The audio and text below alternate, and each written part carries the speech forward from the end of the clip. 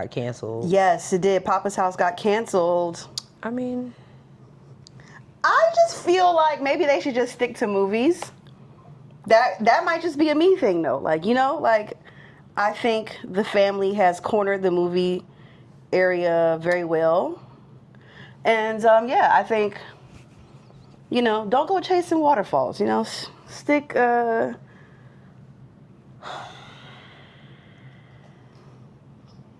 don't know. Maybe, I don't know. I just don't know. Okay, I don't have the answers, Sway. I don't have the answers. Yeah. Did you watch the show? I watched like 2 episodes. It wasn't funny. I didn't really gravitate towards it too much. Yeah. I mean, if it wasn't funny, it just wasn't funny. Yeah. You know, but no shade. No. This is all love. But I would just kind of like... We love the Waynes. You know? Okay, I'm just... It's okay. Do you want the table? I probably should have so I can stop touching it. Yeah. Just put it right... There we go. So we can... There we go. Yeah, you can push her. There we go. See? Fantastic. Yay. Look at that. So... Yeah. Yeah, I'm just kind of like... Okay. Damn. Oh, well. So, I saw Josh got like tweeted. He was like, I saw this coming from a mile away. I was like, yeah. You know. They've had a lot of chances with TV shows, though, haven't they? I mean, they've had successful chances with TV shows. Maybe it's just this one because... What's the other? I mean, My Wife and Kids, My In Wife Living in Color. The Junior was on New Girl. What's that show? New Girl? New Girl. Like, they've been... Yeah. So, I don't know. Maybe it's just them together. The Wayans brothers. I don't know. Yeah, exactly. Yeah. So they've had several successful, but I don't know. Yeah. I personally think that the world is just way too serious now, unfortunately. That a lot of comedies aren't lasting as long as they should. And it really sucks. Damn. It really does. It makes me upset because it's just like, you know, I'm shook if that Abbott Elementary has stayed, you know, as long as it has. People love that show. And it's amazing. I haven't watched it since like season 2. Oh, you gotta catch up. Jill Scott was on 2 episodes ago. Yeah, I be behind, child. And it's okay. But like, you know, I just think everything now is so, I don't even know. It's just everything is serious. Why so serious? You're scared to write jokes now because you don't want to get canceled because somebody's gonna say something about something that somebody else even said. So. Well, I mean, as long as you're not saying no crazy stuff, you should be fine. But at this point, what is deemed crazy and what's not anymore? You know what? And that's real. I did a story That's earlier fair question. about this happened in 2013. This is when Beyonce was on the Miss Carter World Tour. Oh, wow. Okay. She was in New Zealand, and a group of Haka traditional dancers, they did a Haka dance. Oh, yeah. Backstage with Beyonce. Oh, and she started doing it with them, right? So that video has now resurfaced. Yes. 13 years later. I'm sorry, 12 years later. Yeah. And people are, and I'm really just gonna blame like Gen Z for this one because in 2013 we didn't have a problem with it. This is so cringe. I can't believe she would do. She probably didn't know. But the point is the video was showing her. First of all, do y'all know what a Haka dance is? A Haka dance is, because I did my research, a Haka traditional dance is done for celebratory reasons or to welcome and greet a distinguished guest. Hence the reason they were backstage invited by Beyonce and her team. And the leader of that dance troupe or those performers said it was such an amazing situation. She was utterly surprised. It was just love in the room. So I'm like, y'all are mad about something that don't even have nothing to do with you. You probably don't even understand it. And 3, don't have nothing to do with you. Everybody just want to be so damn self-righteous all the time. And honestly, it gets on my fucking nerves. It gets on my nerves. I was like, why is this a problem? It gets to a point where I'm like, all right, nigga, like, chill out. Like so PC about everything, and now y'all online going to town over this old ass video. It was 12 years ago. That's crazy. It's been like 3 world tours since then. Right. It surely has. Are you cold? I mean, you know. Okay, I'll turn the fan off. No, I'll turn the fan off. I just want to go. Because I saw like the goosebumps, raising on your arm. Did you? Yes. Oh. You need a blanket as well? No, I'm good. I'm good. I promise. I just, But it's just, it's just one of those things where I'm like, y'all just with Papa's house, like they probably wrote a joke and oh well, you can't say diversity. Or it could be they just didn't get enough views. I didn't watch the show. This is true too. Maybe they just didn't get enough views. That happens sometimes. Yeah, I'm part of the problem. Yeah, I didn't. To be fair though, I had no. I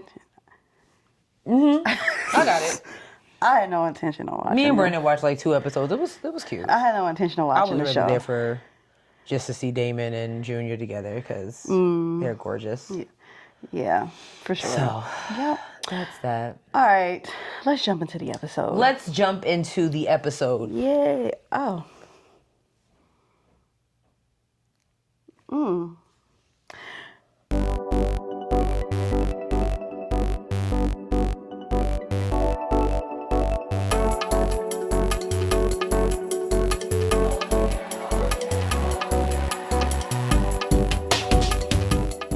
Hey guys. Hey everyone. I'm your girl Sierra T. And I'm your girl Sharelle B. And this is Headwraps and Lipsticks, the podcast. Where we wrap the culture up in color. Yes, ma'am. Color. Episode 10. Yes. In the building. Hello, how you doing? Hey, what's up? Hey y'all. What's going on? Sure do hope we got some reviews today. I didn't check. I didn't check either. I didn't check. So, I checked earlier, but things happen. Things happen. I love that you're an optimist. It's so nice. It has its pros and its cons. It does. It does. So does pessimism. We don't have any announcements, but but we don't have no announcements. Full stop. Duh. You okay? Yeah, I'm good. All right, sis. Yeah. What can't you wrap your head around? Okay.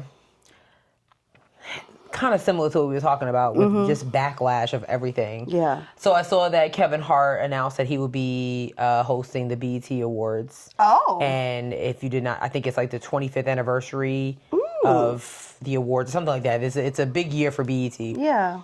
And I'm seeing a lot of banter about why they did not bring Monique back, because she's pretty much been like the favorite host and the hostess with the mostest of the BET Awards. I get that. Okay. And my response is BFFR. First of all, y'all know Tyler Perry runs BET. Let's keep it real. Oh. And y'all know they are not about to have Monique on stage get up there and talk solely about Tyler Perry. Because again, there's no more jokes. I know a few people that went to go see her for her recent tour and was like, where are the jokes? Damn. She spent a lot of time talking about Tyler Perry and everybody else that she seems did her wrong in the industry. So she just airing out her grievances. And she's been doing it for 10 years now. So, okay. That's no shade to Monique. I'm like, are y'all really confused here? Damn. Like, let's keep it a buck here. Kevin had hosted before though, right? I believe so. Yeah. And he still keeps it funny. Give or take. Yeah. But he ain't about to get up there and be like, you know what? Spike Lee owed me some money and he needs it, okay. Damn. That's your personal situation. That's real. Figure it out. That's real. So, yeah. I just want y'all to BFFR and read the room. Damn. And just watch the BET Awards. They come on in June, don't they? Yeah, it's not till June, so we got time. But I'm like, damn. I'm excited for it because the fact that they even have a whole, like, a real host. Like, they had Taraji hosted a couple, and I was like, yeah. There have been some years where it's like, Yeah, they had the 85. It's been 25 years? I don't know. It's either the 25th anniversary of the BET Awards or the 25th. It's the 25th anniversary of something. Okay. When it comes to BET. Actually, it would not shock me if it was the 25th anniversary of the Yeah, that BET seems Awards. about right because they first came on in 2000. Yeah. And Whitney Houston was their first. There we go. You better lay low. Yeah, that was at the BET Awards? Yes. Jesus. Oh my God. Yes. Oh man. Yep. I think Kevin Hart is definitely an appropriate host. Sure. Yeah. And I think he's gonna do a great job. And let's leave the politics and the grievances where they belong. Yeah. Yeah. Yeah. That's all. Okay. So I just can't wrap my head around y'all not figuring it out. Yeah, that makes sense. I didn't even think about Tyler Perry owning half Tyler of Perry sisters, Tyler Perry this, Tyler Perry House of Pain. About that. You know what, you're right. I don't even have cable, so I don't be paying attention. Yeah. But I do know that he has a lot of stake in BET. They are locked in. That's so crazy. that ain't about to happen. And I'm pretty sure she'll say something about it. I'll give it a week. But she wasn't the very first host of... No, but she, in my opinion, was probably the most legendary, you know, with the way that she opened the shows and stuff. Yes. And that's, again, that's not taken away from what she's done, but it's just like, nobody wants to hear that. True that. Not right now. True that. Save that for your Instagram story or TikTok or some shit. Yeah. Yeah. Get up there on stage, you start saying, you like... Damn. That's Fair all. enough. What can't you wrap your head around? It has been a day, sis. Okay. So I'm gonna be very transparent with y'all. Oh shit. I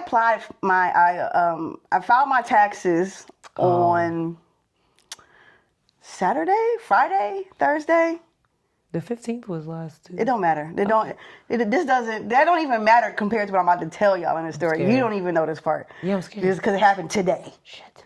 So anyway, I filed my taxes on let's say Thursday of last week, just for the sake of this story. I filed it through taxact.com. And I have been filing with them for 10 years at this point. Mm-hmm. Never had an issue. Even last year when I owed taxes the first time in my life. I owe taxes this year. How much did I owe exactly? $3,527. This is important to the story. This is why I'm telling you this. So file my taxes. While I'm filing my taxes, I say to them, hey, I want to make a payment arrangement. Okay? They didn't do this last year, so I don't know what changed in their system. But it took me to the IRS website. I had to sign in. Correct. And do something to make a payment. Yes. Because the paperwork hadn't been filed yet, because I'm really doing this all at the same time, right? It's all in the same hour. There was nothing in the system for me to making a payment arrangement on. Mm-hmm. So, I wake my happy ass up this morning. And then around 10:30 a.m., I get a notification that the IRS has taken the full payment out of my account. Mm-hmm. Wait. Mm-hmm. What? Mm-hmm. Mm-hmm. Mind you, I had to pay these niggas, right? So I paid $160 to get my taxes done by TaxAct, which I didn't. Yeah, a lot of stuff I'm learning. I'm still new here. Okay, it's my third day out here, right? So I had to pay $160 to pay for my taxes, and so I woke up this morning with my account in the negative. I called Wells Fargo. Wells Fargo, great, love them. They were I was like, hey, I didn't authorize this transaction. I tried to set up a payment arrangement. Can y'all put a stop to this claim? They said, okay, we'll put a claim in. We'll get back to you in 10 days. Because here's a surprise, I don't have $3,527 to give to the IRS right now. Okay? So. And they didn't do this last year? Didn't do this last year. Easily set up a payment arrangement. So I don't know what the hell happened between last year and this year, but it was a mess. Call IRS. They're first of all, the lady I was on the phone with, I think her name was Gloria, kept talking over me and trying to talk to me like I'm stupid. Well, we need to be more careful. And I'm like, ma'am, forget all that. I want the issue solved. Right. I don't need no forewarning. The shit's already happened, bitch. Don't piss me off. Right. Okay. I'm already sitting in the negative. Give me either you can help me or transfer me to somebody who I can fucking talk to. Right. For all that. After 30 minutes and her talking over me, I explained to her what I just told y'all, and she was like, oh, okay, I see what happened. Well, I think you need to call them. Well, then why the fuck am I on the phone with you? And why? Call TaxAct? No, I called IRS. I called the IRS. But she was telling you to call Tax Act? No, she told me, there's nothing I can do there's nothing she could do on her side. Mm-hmm. So, but she was like, here's a different department or whatever. So I got the number to the department. They say, unfortunately, because it's already taken out, there's nothing they can do. So, right now I'm playing the waiting game. Either one or two things will happen. Either, Wells Fargo will look into it and be like, she didn't have the money anyway, so this goes back to y'all, or I have to take that to the chin, but my taxes are paid. And you know what? The lady Gloria, she's like, well, hey, look at it this way. At least your taxes are paid. Bitch, I don't know. Fuck it. Well, I do have money, but I don't have no money in that account. Like, don't fucking piss me off, right? So, yeah. And luckily, the guy who I talked to at Wells Fargo was like, there's not going to be any late fees until all of this is figured out. I said, okay, cool. So, yeah. You got me wanting to check my account You right should. now. So, I want to say a big fuck you to Tax Act. So, make sure. A big fuck you to the IRS. And shout out to Wells Fargo. Great bank. You guys do your job. But the rest of them, suck it. Especially you, Gloria. Big fuck you. I don't have no emails. Good. No, I didn't get an email. I turned all my notifications on from my banking app. Oh yeah, I get. So I would have got something like. I'm literally on. They alert me real quick, like Yo, I was on the phone with my mom on speakerphone, and it came down, and I was like, Mom. And she's like, is everything okay? I'm like, no, it's not. Child. So yeah, just don't use Tax Act, y'all. I used, I too owe. When Sherelle told me how much she owed, I wanted to jump off a cliff for her. I learned a lot. I had a similar issue last year with like what Sis' story was, and I just assumed I did something because I've never owed taxes in my life. It's always been a quick, maybe I get $1,000 refund, whatever. Yep. I can go to Miami or something. Yeah, same. And I owed last year, and I just assumed I did something wrong. But I'm thinking about my wedding. I'm like, all right, I just got to get this paid because I don't play with the IRS. I'm not messing with them. Like those the real gangsters. I'm not messing with them. So I ended up paying, over the last 6 months. I paid it right before the wedding. I'll say maybe like 3 weeks before. Cool. This year, similar situation, but I used TurboTax. And I called them like, I'm just trying to figure out, ABC, XYZ. Come to find out, because I am a freelancer, there are certain things that your employer doesn't take out. So in the eyes of the IRS, in the eyes of the government, I'm supposed to pay it. So over a whole year. Oh my God. And yeah, so I've been, the first lady was very helpful. She told me that I could be eligible as a statutory employee. And come to find out I'm not. Damn. But she was like, I'm looking at your last year's tax returns. You did absolutely perfect. I was like, so I owe that for real? I'm sorry, that's not funny, but like, oh my God. Because literally, I'm thinking, I didn't want to pay it, but I just dished out the cash. Right. And so she was like, yeah, you did everything perfectly. Everything looks absolutely perfect. And so I actually had somebody, like them TurboTax commercial where they tell you somebody will help you. I was on the phone with Sis for a smooth hour and a half. Damn. Because she was showing me about my deductibles for freelance. Like, I going to Dreamville Fest, I had to stay at a hotel. I had get like little things. It wasn't a lot taken off, but $700 here and there. Yeah. Child. So yeah, I'm also hit with a tax bill, and I'm gonna get that paid too because I'm trying to buy a house. And it really does make you think about certain things, especially as a freelancer. Oh, I bet. But we can talk about that offline because I'm just kind of like. Yeah. So yeah. Yeah. Girl. I just wanted y'all to use my story as a reason to not use Tax Act, and I will be writing a nasty review. Because I remember you told me about. I never heard of Tax Act until you told me about it. Sis, I've been using them since 2012. Yeah, I remember you told me. You were like, you need to use Tax Act. Yeah, I didn't listen. Good. Because I was like, I already got my account with TurboTax. Yeah, so. Good for you. Because this year, I am so fucking upset. Yeah. I was so angry. And my mom was like, are you sad? I said, no. What I really want to do is, somebody needs to get beat the fuck up for this right now. Like, I really want to fight somebody. Like, like someone deserves to get punched in the face right now. Adulting is like, some straight up bullshit. It is. It is. I like being grown and being able to do what I want to do, but I will say, luckily though, I only had $17 sitting in that account, so yeah. Thank God. Thank God. Yeah, but then you still gotta, if this, you gotta worry about overdraft. Well, I don't know how Wells Fargo does. I'm not a. Well, they said the guy said that there's not going to be any overdraft fees until everything is figured out with that in that claim. So that's craziness. That is insane. That is insane. Yeah. So yeah, fun stuff. Anyway, you ready to jump into the show? Yeah. Yeah. We've got a list. Girl. We've got a list for you guys. Do we? Today. Girl, I love the way you I can't do find. it. Oh, here it is. Do it. Do it.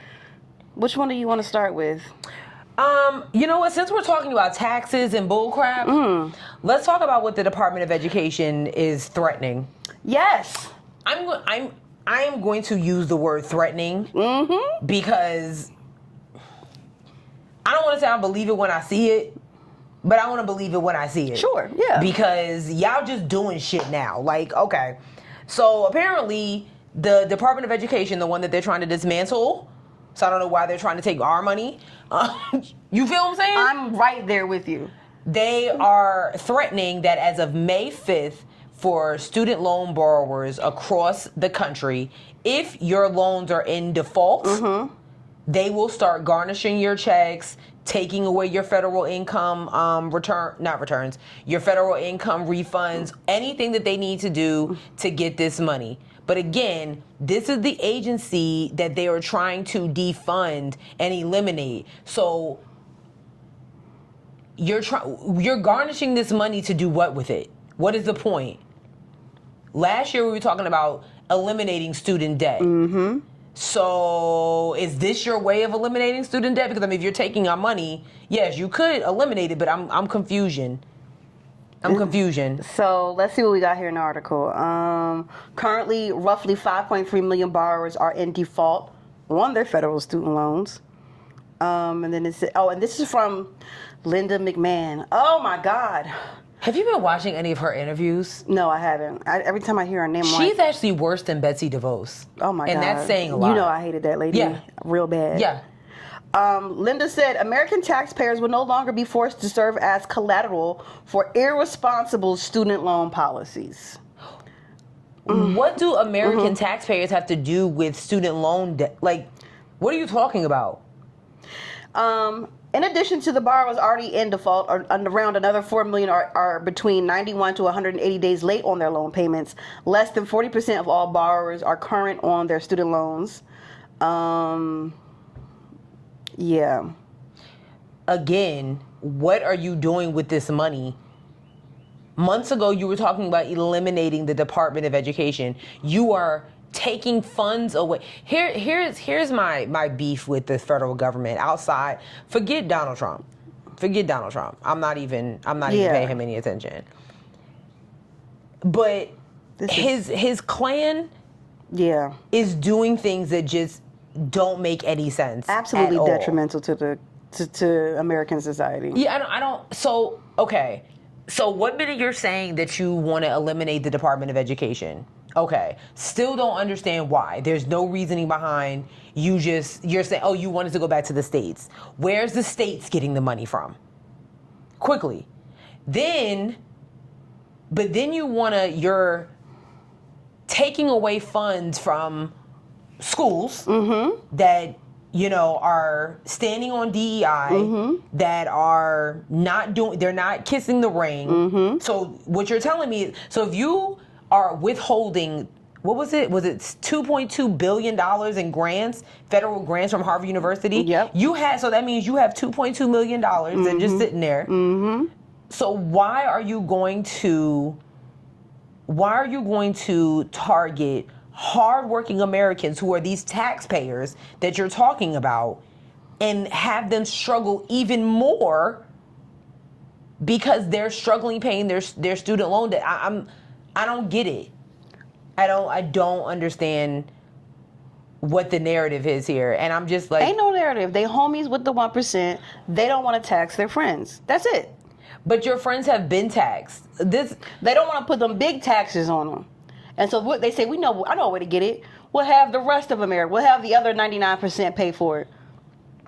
When the 99% probably makes, I don't know, under $80,000 a year, maybe. Maybe, depending on the state. Depending on the state. I don't get it. I don't know. I mean, this affects probably anybody that you talk to. I only know maybe 3 people that have paid off their student loan debts or that have had their student loan debts paid off for them. But this is going, if it happens, because I don't even think, because you fired every fucking body, who is doing this work? Quickly. Who's doing this? Who am I paying it if ain't nobody there to... Who's doing this? There's no department. Ain't y'all getting rid of it? Yeah, so I mean, if you're just getting rid of the student loan department at the, DOE, why are you bothering us? Just let them go, give them a severance, or is this your way of giving them a severance by garnishing our income? I don't know. And it's like, I fucking hate these people. I hate these people. I do too. I hate these people. They're all dumb. They're dumb, and this is what happens when you let dumb people vote. I don't care if I'm offending anybody right now. This is what happens when you refuse to educate yourself or refuse to educate your family and friends, and now we all in here fucked, okay? Worried about whether or not our fucking income is going to be garnished because we haven't paid our goddamn student loans, and how could we when we can't afford shit? And half of the federal student loans have been taken over by like other entities. Yes. Like every person that has even had an email account set up with their student loans knows that you've gotten the email. So again, what is the ROI on this? What are you doing? This is a mess. I'm not saying that you shouldn't be concerned with it. I definitely think that you should do your research. Like if you are one of these people that they're threatening, call that agency, see what's going on.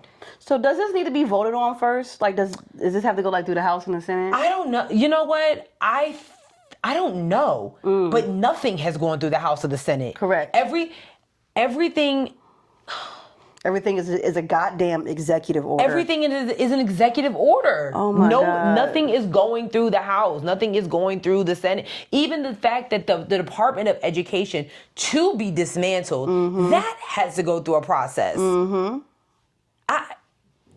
I don't know. This is the silliest shit I've ever heard of in my life. Somebody said it, well, a few people have said it online about this being worse than 2016 through 2020. And I am starting to agree because it definitely is. This is what happens when you piss off a villain. And Donald Trump, was it you that said it? What? I think it was you. Donald Trump is the worst. This is the worst time to have a petty person like Donald Trump. Yes, that was me. You? Yes. And I've been harboring on that since you said it. I mean, because it's... Am I lying? No, you're not. Because it's just like... We're all suffering the brunt of this absolute bullshit. But the only thing that I can give him his credit for is he said that he was going to do this. So I will give him a half a point for doing everything, well, mostly, that he said he was going to do. It is not his fault at this point. It is the dumbass American people that voted for his ass. And now you want to sit there at town hall meetings and badger Congress people that you voted for,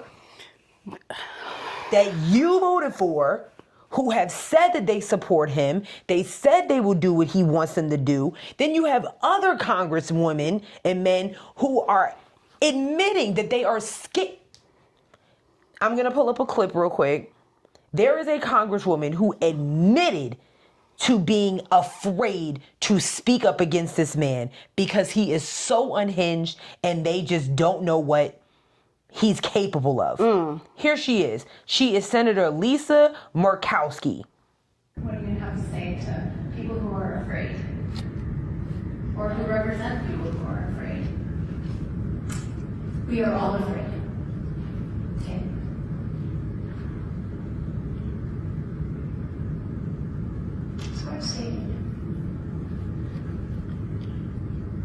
but we are, we're in a time and a place where I don't know, I certainly have not been here before. And I'll tell you, I'm oftentimes very anxious myself about using my voice, because retaliation is real, and that's not right. But that's what you've asked me to do, and so I'm going to use my voice to the best of my ability, and sometimes it will be viewed in a way that, well, that's pretty confrontational.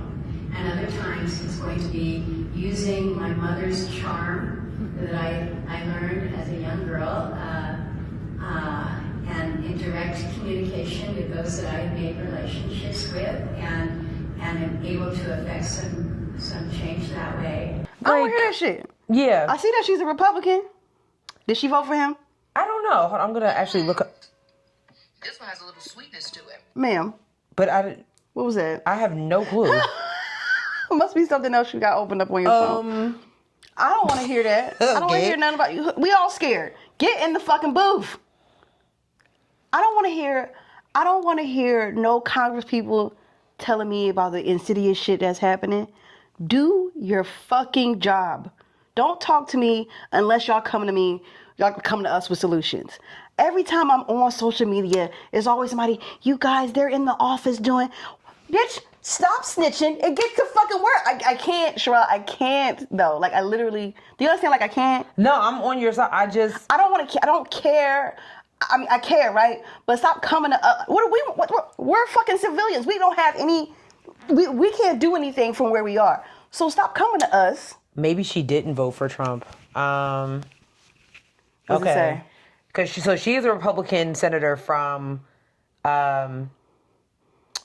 Alaska. Okay. And I'm just reading a few things about her. Mm-hmm. Even though she is Republican, she's often described as one of the Senate's most moderate Republicans and a swing vote. According to a QC roll call, she voted with President Barack Obama's position 72.3% of the time in 2013. Okay. She was also one of only 2 Republicans to vote with Obama over 70% of the time. Mm-hmm. She opposed Brett Kavanaugh's Supreme Court nomination in 2018 and supported Ketanji Brown Jackson's Supreme Court nomination in 2022. In 2021, she was one of 7 Republican senators to vote to convict Donald Trump of incitement of insurrection in his second impeach trial. The Alaskan Republican Party censored her for that vote. Damn. Her own people. Seem like, I don't know, girl. Seem like she's left-leaning, if anything. So then why are you Republican? Because she believes that she's pro-lifer? I don't, you know what? It literally doesn't even say. Nonetheless, all I say, I don't care. I don't want to hear about you. We're all scared, girl. Interesting. We all scared. Yeah, she's been very much anti-Trump. We're all scared. We're all living in a fascist country right now. I'm well aware that, at some point, something I've said on this show could probably get me taken out because of the climate we're in. Same. Interesting. Yeah. But here's the thing, I'm not going to stop saying it though. Brandon also, my dad says things to me too sometimes, like maybe you shouldn't talk about it. Maybe and certain things, like, with Palestine and those different things, like we've talked about it, but I don't collectively as a brand and just as Black women, I don't think we've gone as in depth as we possibly could about how we truly feel about it, because it's because of just the climate that we're in this political world. We need people like Cory Booker and Congresswoman Jasmine Crockett and Elizabeth Warren and Sierra Tribbles and Sherelle McNair's, because it's like, if nobody says anything, we're no better than them. I mean, look at where we are. All these politicians who were anti-Trump, they were running against him at a point. Now Marco Rubio is his Secretary of State. Ted Cruz is his best fucking friend. Tim Scott is his best. Come on. Lindsey Graham. Enough said. But y'all are just all day and all night. Tulsi Gabbard, who ran on the Democratic presidential ticket, is now our intelligence agency director under the Trump administration. Insanity. It is insanity. It's insanity. It's insane. I hate it. And I'm not going to stop saying that I hate it. And I'm not going to say that these people are stupid. I mean, 'cause I was having a conversation with somebody about how DEI is really affecting a lot of businesses and small businesses. Sure. And that person brought up, farmers and it took everything. You talking to a white person? Sierra. It took everything. I had to remember that I was working. Okay, got it. I had to remember. Got it. Because I wanted to be like, well, they shouldn't have voted for his ass. Like, I don't want to hear it. I don't care. I don't want to hear it. How dare you get what you voted for? That man told you exactly what he was about to do, and y'all, well, it's better that than having a black woman in office. Yeah. Well, now look at you. And now you don't know what to do. You can't afford to soil your crops and shit. That's crazy. Damn. Yeah, because your tractor's broke, and you need a piece from China. Damn.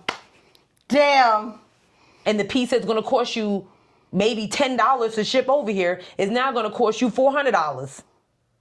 I love it. I love it so much. Why don't you sow them seeds? Damn. Anyways. Damn. Nah, that don't piss me. Here's some water for them. You know what I'm saying? Because that's all you getting. A half full glass of water. Damn. To sow the one seed you can afford. I love that. Anyways, speaking of affordability, America allegedly keeps playing with Russia. Well, I don't know if it's America that keeps playing Russia. It's just 1600 Pennsylvania It's just Avenue. weird shit is what it is. Yeah. Yeah. Apparently, allegedly, the DOGE office, which has been ridiculously quiet these days, has given inside information to the people over in Russia. Mm-hmm. And here it is. According to an official whistleblower disclosure shared with Congress and other federal overseers that was obtained by NPR, subsequent interviews with the whistleblower and records of internal communications, technical staff members were alarmed about what DOGE engineers did when they were granted access, particularly when those staffers noticed a spike in data leaving the agency. It's possible that the data included sensitive information on unions, ongoing legal cases, and corporate secrets. Data that four labor laws experts tell NPR should almost never leave the NLRB, and that has nothing to do with making the government more efficient or cutting spending. National Labor Relations Board. Okay, thank you. I was like, what is that? Meanwhile, according to the disclosure and records of internal communications, members of the DOGE team asked that their activities not be logged on the system and then appeared to try to cover their tracks behind them, turning off monitoring tools and manually deleting records off their access. Evasive behavior that several cybersecurity experts interviewed by NPR compared to what criminal or state-sponsored hackers might do. Whatever, dog. Like, I mean, The employees grew concerned that the NLRB's confidential data could be exposed. What? No. Particularly after they started detecting suspicious login attempts from an IP address in Russia. Oh, no. Mm-hmm. Oh. What? Yeah. The disclosure continued. The IT department launched a formal review of what it deemed a serious ongoing security breach or potentially illegal removal of personally identifiable information. The whistleblower believes that the suspicious activity warrants further investigations by agencies with more resources, like the Cybersecurity and Infrastructure Security Agency or the FBI. Oh. That's not going to happen. Oh, no. Yep. Yeah. Oh. So it is basically what this saying is that allegedly Russia has a link, a login, including a password. Oh, from a non-elected official. Oh. Yes, to be able to access some of our information. Oh, no. What? Yeah, so good luck with that. Not Elon Musk. Yeah. What? Yeah. Oh, God. Yeah. That's crazy. Yep. I literally have, while half of the stuff does affect all types of Americans all over the country, I feel no empathy for. I feel no empathy for anybody who, was working for DOGE. If this is a whistleblower, I hope that they are. So it says this person, who is it? It says, where I just saw it. Yeah, the new revelations about DOGE's activities at the labor agency come from a whistleblower in the IT department of the NLRB. See, NPR, you saying too much. Yeah, you saying way too much. Listen, the whistleblower is in the IT department of the NLRB. Yeah, that's what you're saying too much, in my opinion. We didn't need to know all that. We just need to know, like, now that can be actually like narrowed down. That can be anybody. Yeah. Or if they're lying about it, like saying that they're in IT and they're in operations, right? Now you're putting other people at risk. So I don't think NPR should have went that far. I mean, I understand journalistic integrity. I get it. You have to cite your source. Works cited. But if we saw what happened to the whistleblower at Boeing. Wasn't it like 3 of them that got killed? Yeah. Yeah. And this is for airplanes. Boeing. And we ain't never heard nothing else about it again. Sure ain't. We just see planes blowing up in the sky and shit. But, I'm sorry. I don't want to cough in the mic. Hold on. Sorry. I'm just saying. That's all I'm saying. So, whoever this whistleblower is, this information, I do hope that it is. I mean, I don't even know. I don't know either. I don't know either. But also, not shocked once again. This is a mess. It's a mess. And, now Elon Musk is talking about his time in D.C. is going to be cut even shorter, starting, I think, in May, because, obviously Tesla is failing and he needs to go back to work. Good. So, I mean, that's fine. I don't think Tesla's gonna, stocks are gonna go back up just because you're the face of it. We already know who you are now. You are a Nazi. That's it. It's done. I already knew that, though. I wasn't surprised. Like, no, if you're shocked that he's a Nazi, I don't know what to tell you. Simone and I were having a conversation about people being put on and how everybody makes everybody a thing. And the list goes on forever and ever. But Elon Musk is one of the people, like, you know how many trailblazers we have in numerous industries across industries everywhere? And we don't know who they are. Ooh, yeah. You get what I mean? Yes. We don't know who they are. We don't know anything about them. We could be standing next to the person who invented, I don't even know, Hinge.com, and we wouldn't know who it is. Yep. We could be standing next to the person who invented Canva and wouldn't even know that was her. Every now and then you see somebody picture because they put out an annual report or they're on a panel discussion. But Elon Musk? Yep. When he came about and Tesla came about, first it was just Tesla, like, oh, you heard about these new Tesla cars? Yep. They dope, woo, woo, woo, woo, woo. Then we saw the person responsible for it, and we ain't been able to get rid of his ass since. But you know what? He didn't start it. He just bought the company. Can you believe that? Wait, what? Yes, he didn't create them. He just bought the company the same way he did with Twitter. Yeah. Wait. He ain't that smart. Oh, I know the person that did come up with Tesla is probably a disgustingly Sick. wealthy person. Yes. See what I'm saying? So Elon Musk is the richest man in the world. Is he? Does he own the patent for Tesla? Now I don't know if that includes like when you buy a company. I don't know. Oh my God, I want to go down a rabbit hole now. Yeah, he didn't create that shit. He I ain't that didn't smart. know that. He ain't that guy. He's not that guy. Well, he ain't gonna be that guy, period. Because I mean, when you got people taking logos off of cars they bought, I saw a bumper sticker in Harris Teeter of a Tesla. It said, "I bought this before I knew Elon was an asshole." Damn. Like, that's crazy. That is crazy. I still can't get over somebody putting big ass Toyota on the back of their Cybertruck. Yeah, I mean, girl, we know the difference between a Prius and a Cybertruck. It's a Cybertruck, girl. Yeah. Like, Are you serious? It was a Cybertruck? It was a Cybertruck. If it was like a regular Tesla. No, it was a Cybertruck, and it had giant letters on the back that said Toyota. I said, y'all play too much. Y'all play all day, actually. She gonna get a cease and desist letter. I thought it was hilarious. She gonna get a cease and desist letter. I thought it was hilarious. Speaking of those getting a cease and desist letter, probably gonna be JD Vance. My God. To stay away from everybody. I mean, damn. He needs to get closer to Trump then if this is the case. Shit. So anyway, damn it. So what was that? Saturday he went to go visit, JD Vance went to go visit the Pope. And then promptly the next day the Pope died. I don't know if he gave him malaria or what. Oh my God. But yeah, the Pope died immediately after meeting JD Vance. And if that's not a sign of like what's to come, I don't really know what is. So first he's dropping trophies. Yes. Yep.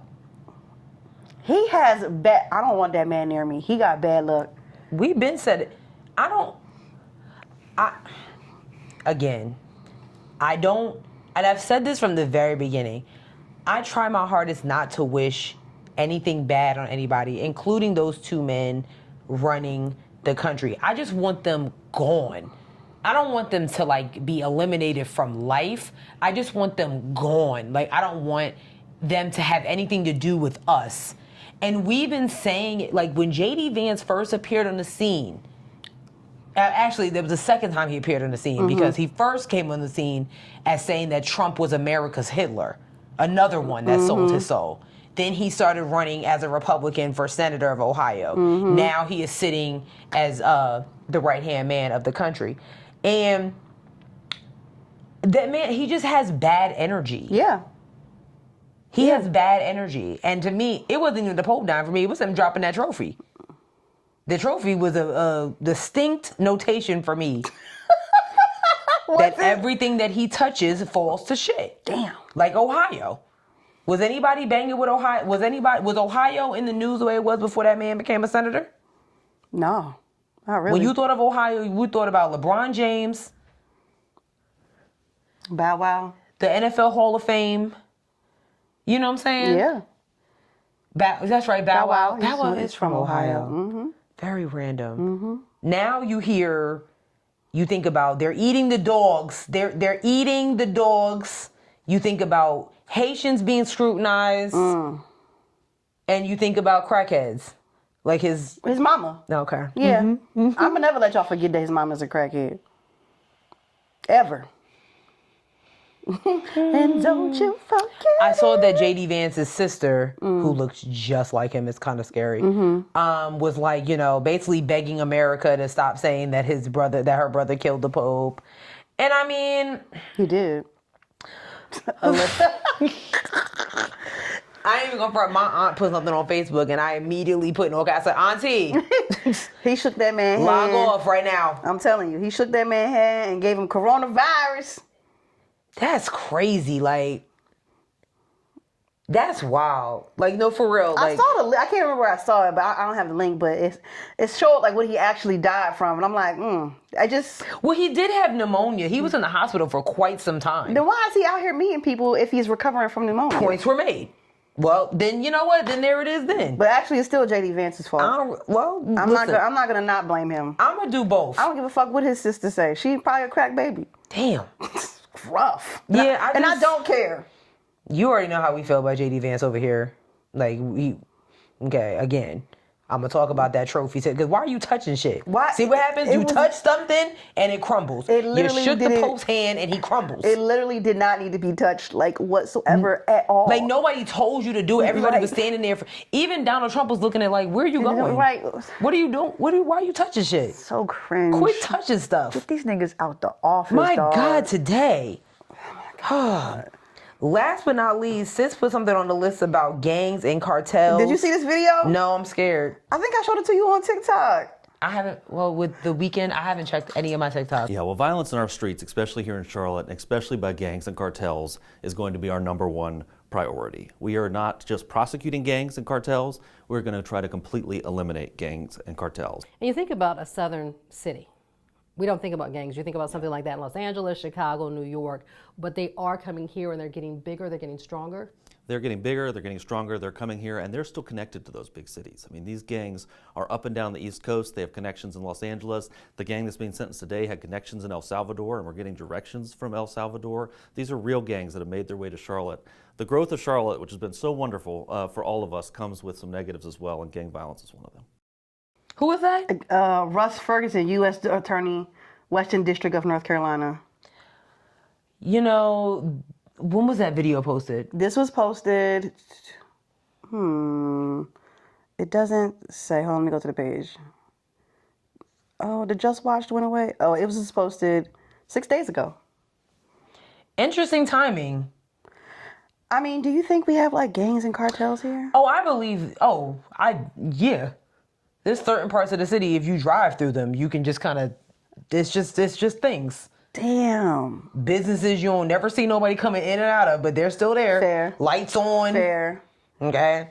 But I also just feel like, because I don't know why y'all feel the need to, how many shows need to be on TV? From Narcos to The Shield to Power to Sons of Anarchy to The Mall. They're not bothering you. Right.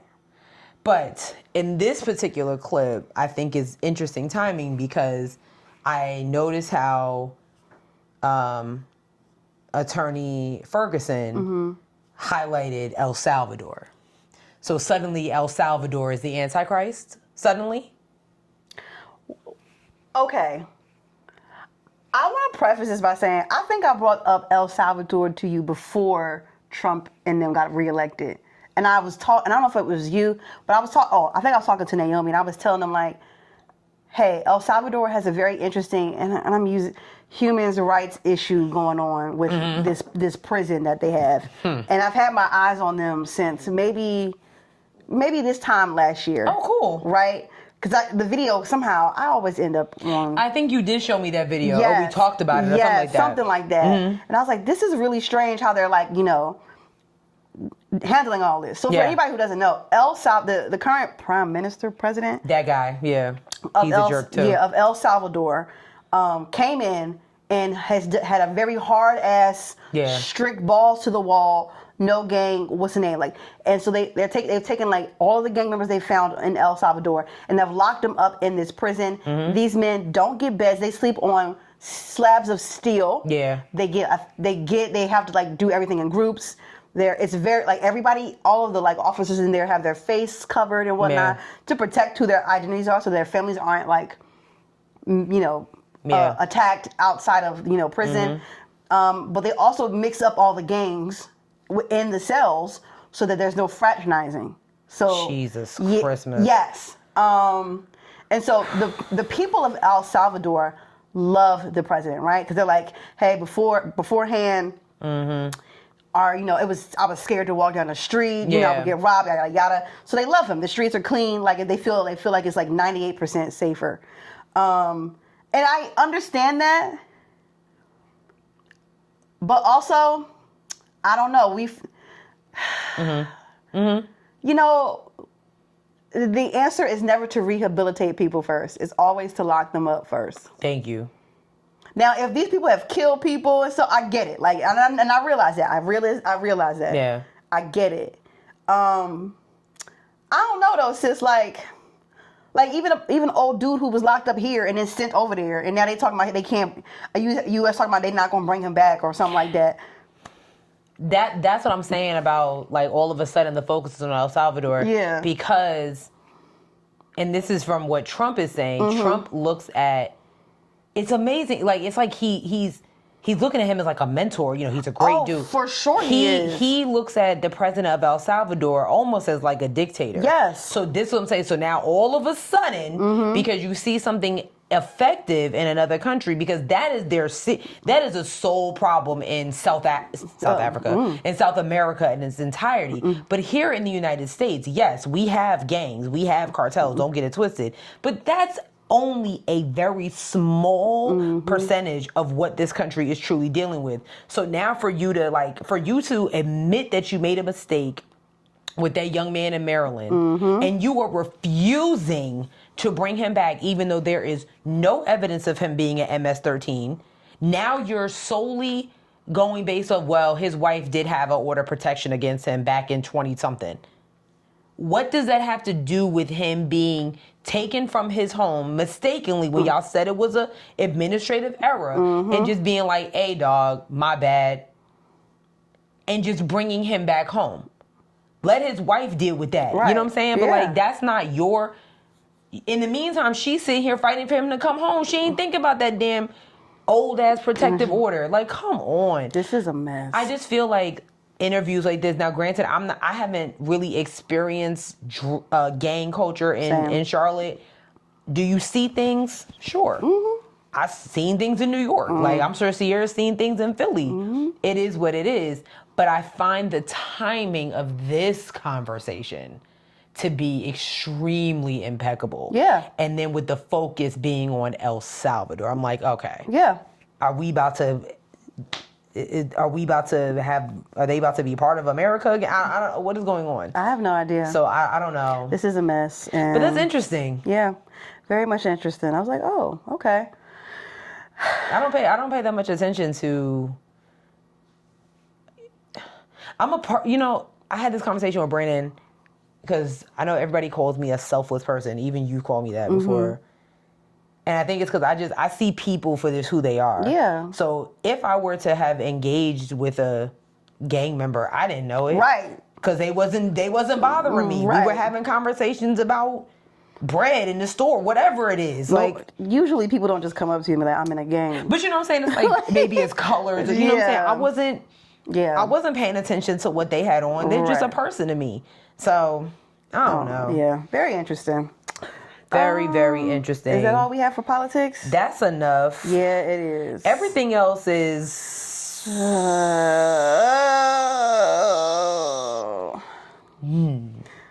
Yeah. You want to start with... Or... Sure. Him? Sure. Shannon Sharpe, what the fuck, man? Every time you in the media like this, it's for some freaked out shit, dog. And it's like... Points for me. Okay, so Shannon Sharpe was accused of sexual assault by this girl. I can't think of her name. Oh, I got it. You got the screenshot. You got the with the text messages. Yep. Her name was Gabriella? Gabby. Manzonga? Something like that. Anyway, and so in response to her accusation of sexual assault, he released, I guess, like, what was that? Because it's not like regular text messages, but it's like a screen, is it an app? You talking about the lawsuit? Yeah. Where it shows what Yes. Yeah. Where was she? I have a lot to say about this. Okay. Do you have them? Yeah. I have that. I have the audio clip of him saying he was going to choke her. Oh, I don't have that. I don't have that. Yeah, it's a lot. So, oh God. Right. So this is crazy. Go ahead. So this is what I have from. Yes. Yes. So I'm gonna read some of these things of like some of the text messages that she was sending to him. I didn't read this. Oh, listen. Here we go. I just found it. I want you, this is her, from her to him. I want you to put a dog collar around my neck and choke it with me while you're fucking me. She said, I know you missed his big juicy ass, $25K for each cheek. Hold on, where's the other one? She says, I want to, God. Hold on, where's it at? Only if you put that gravy baby in me. Oh, here she go. Only if you put that baby gravy in me, then I can do whatever. Then I'm assuming then you can do whatever you want to me. She says, I want to put my tongue in your asshole and then marry you. Then she says, that's my daddy. Fuck, I want you to put a big black baby in me. She's not black, y'all, by the way. You better crave it. You're going to be stuck with it for life after you put a big black baby in me. So those are some of the text messages in the lawsuit.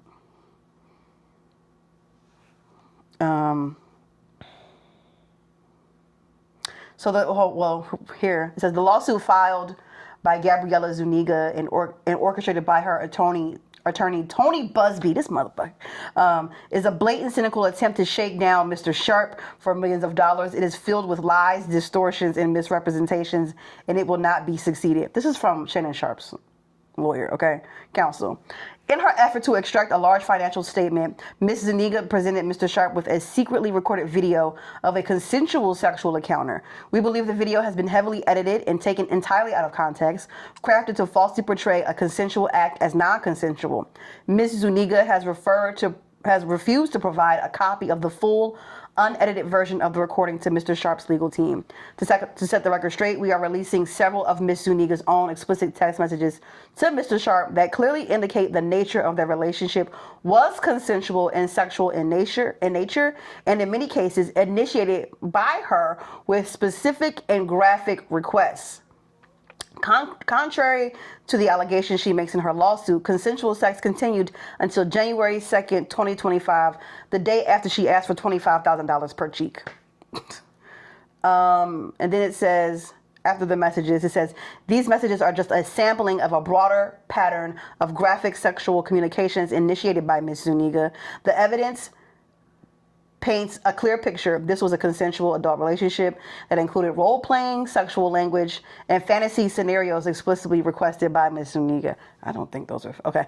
The edited tape that Ms. Zuniga secretly taped and showed to Mr. Sharpe during her blackmail attempt tries to falsely portray, as a result of this editing and out of context from prior text messages, that the sexual activity was not consensual. But Mr. Sharpe now believes her secret taping was all part of her plan set up as part of her blackmail scheme, as distorted by her edited tape, a copy of which she refused to make available to Mr. Sharpe or his counsel. Okay, I'll keep repeating the same shit over and over again.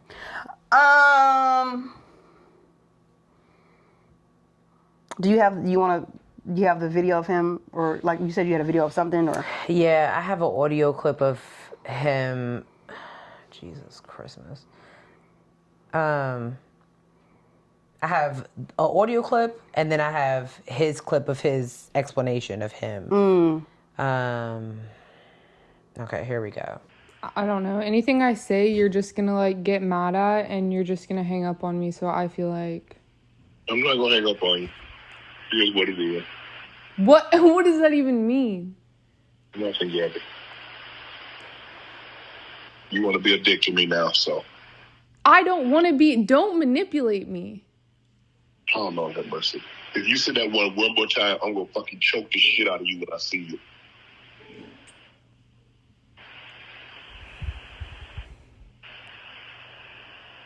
Thank you. Okay.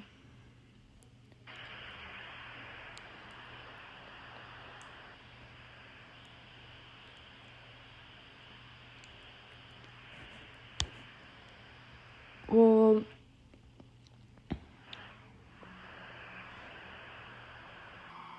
okay. Send all that to me, please. And then this is his, I don't know if it's an apology. It's basically just him attempting to get in front of the story. To my family, friends, supporters, and colleagues, I want to speak to you directly and from the heart. This is a shakedown. I'm going to be open, transparent, and defend myself because this isn't right. This is all being orchestrated by Tony Busby, who has targeted Jay-Z. Tony Busby targets black men, and I believe he's going to release a 30-second clip of a sex tape that tries to make me look guilty and play into every stereotype you could possibly imagine. That video should actually be 10 minutes or so. Hey Tony, instead of releasing your edit, put the whole video out. I don't have it, or I would myself. You know what happened, and you're trying to manipulate the media. The encounter in question took place during the day at her invitation, and now that appears to be a deliberate setup, coordinated by Gabby, also known as Carly on OnlyFans. Gabby and Tony Busby want $50 million. What they're getting is sued for defamation and trying to take me down. My career is all about real talk and honesty. I know my family and fans know exactly what this is about. And I'm going to be out there telling you whatever I need to say, just like I always do. I love all you guys. Thanks. Can you send me both of those, please?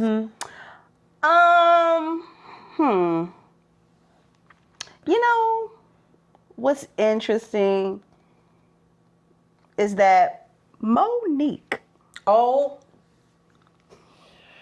I think I had that one saved too. Monique told his old ass. Do we need to play that clip? Maybe we should. Hold on. Because I'm pretty sure. Yeah, here it goes. Okay, yeah.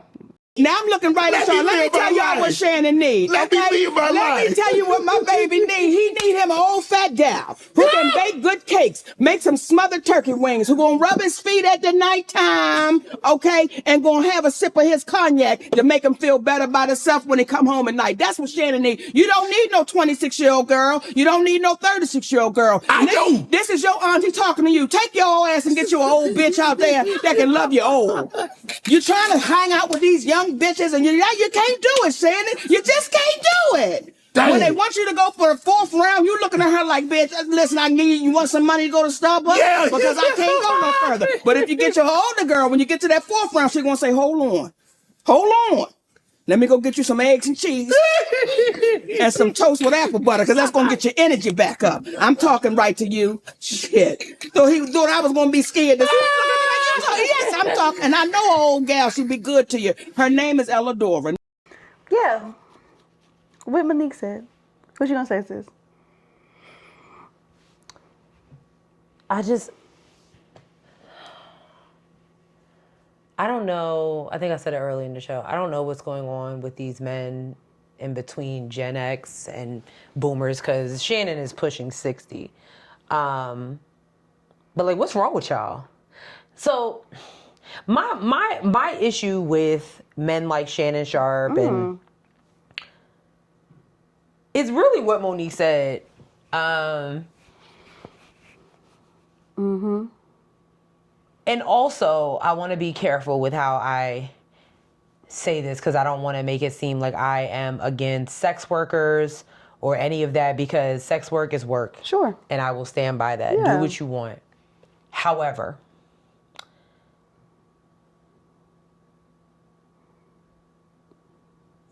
why are you shocked that something like this would happen when you continue to deal with the same type of chicks? You are Shannon Sharpe. You are a 3-time Super Bowl champion. You're on everybody's TV doing sports commentary. Then you got your own club, Shay Shay. Then you got your other show with Chad Ochocinco. You can have any person that not to mention you ain't hard to look at. For you to be almost 60 years old, you got a little physique. You know what I'm saying? You ain't dusty. So why are you limiting yourself to dealing with 21-year-olds? That's a different conversation in itself. You met her at 19 and you were 54 years old? And you thought y'all were just about to run off in the sunset or something?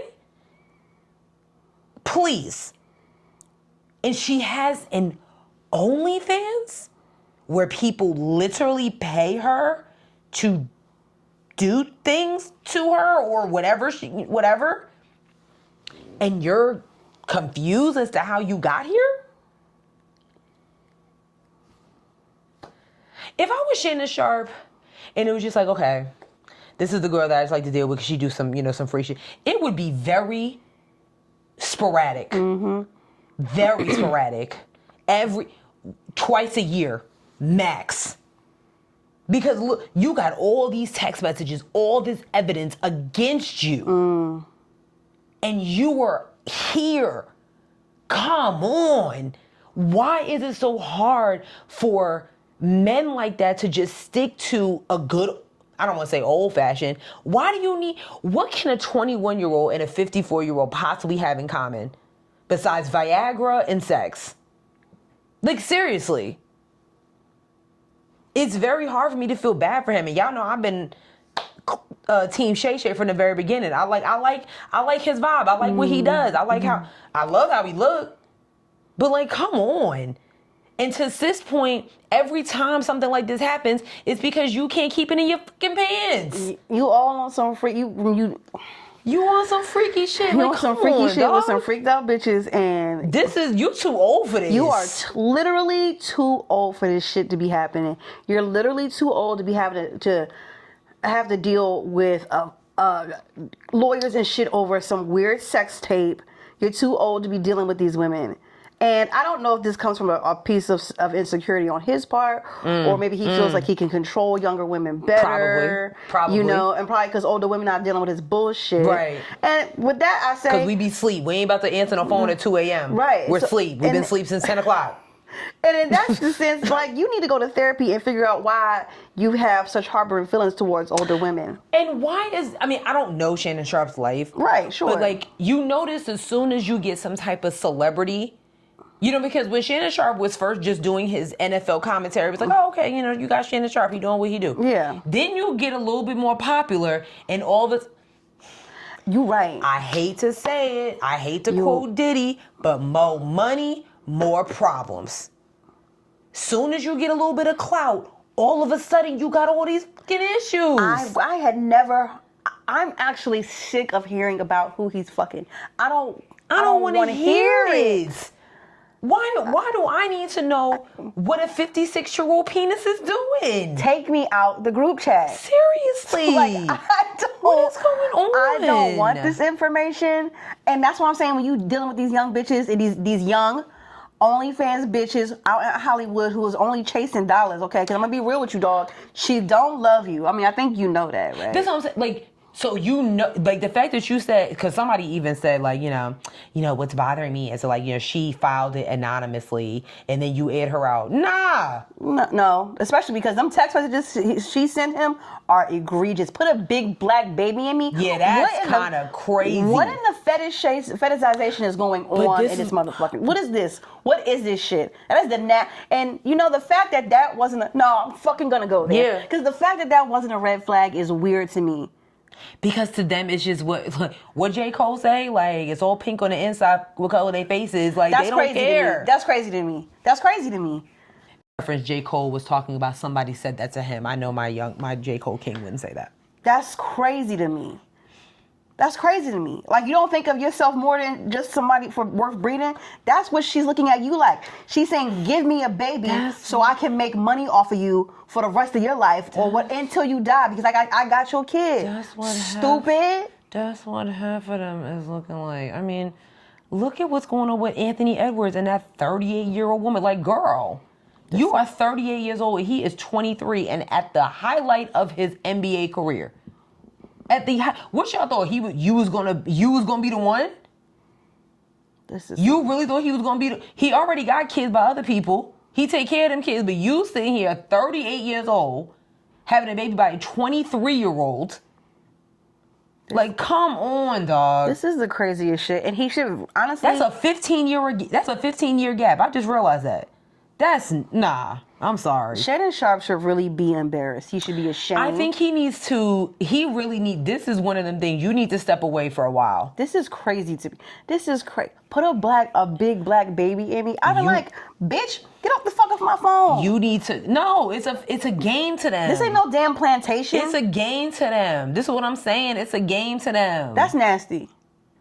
Y'all think it's cute because I got these bitches on speed dial. Like, dude, you were somebody's grandfather. That's nasty. You could be I don't know if Shannon Sharpe has kids. I don't think so. But if he does, I'm not claiming. Like, I'm sorry. If you was my dad, ain't no way in hell I'm claiming you. Man, I changed my last name to Dole so fast. There's nothing you could say to me after this. I'd be Letitia Dole. You know, I'm gonna stand by you when it comes to like a sexual assault charges if it's not true. But seeing text messages like that, that's embarrassing. that you're engaging in. Come on, dog. Because why did she feel like she could keep texting you that shit? Right. Because you probably over there, you see this, right? Like with that fucking list. Wait, what happened? What happened? What'd you say? What'd you say?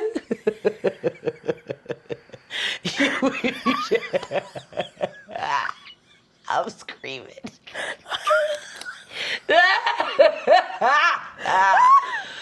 Oh shit. Yo.